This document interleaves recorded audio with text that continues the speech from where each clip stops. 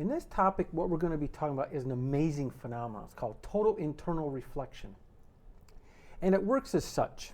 And you actually, if you've ever heard of fiber optic cabling, that's how fiber optic cabling works, is with total internal reflection. You've got to understand what I'm talking about here. So let's say that we have two materials. We have a material here which is going to be, typically it's going to be glass, right? With fiber optic, that's typically a glass or a polymer, who's going to have an internal reflection or an index refraction of N1. And then up here we can say we have air, for instance. So up here would be a barrier of air. And that would have an internal index of refraction of around 1.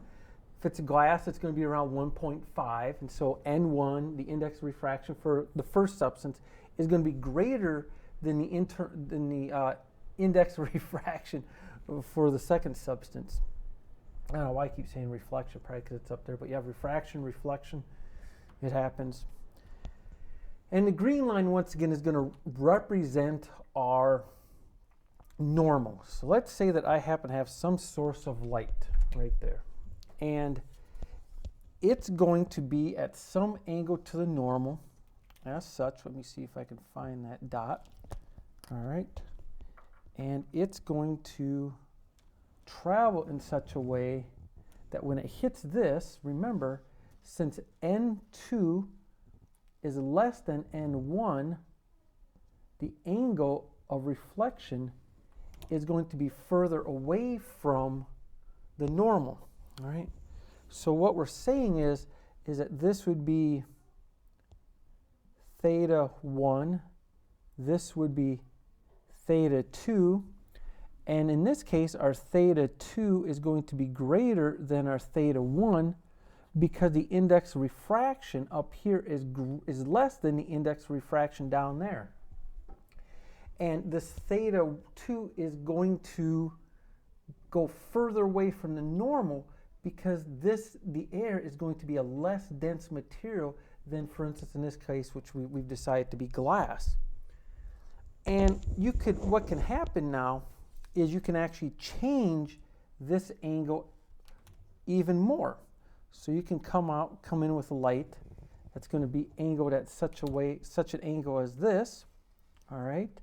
And once it hits the air, it's going to bend even further away from the normal because, once again, this is less dense than the source which it's coming from. And in actuality, you can change this angle of incident so much so that what happens is that by the time it hits this glass surface, it's actually going to be refracted or reflected back into the surface.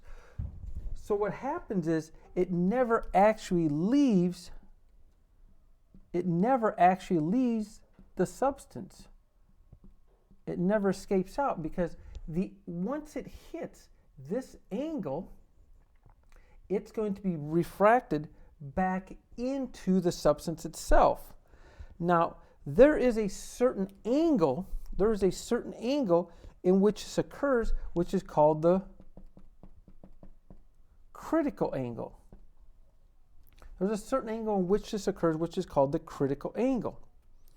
Now, the critical angle is going to be this angle right there. And the critical angle, so the sine of the critical angle, will represent that theta c, is equal to the index refraction of 2, the substance which it's eventually trying to get into, divided by the index of refraction of where it originates from.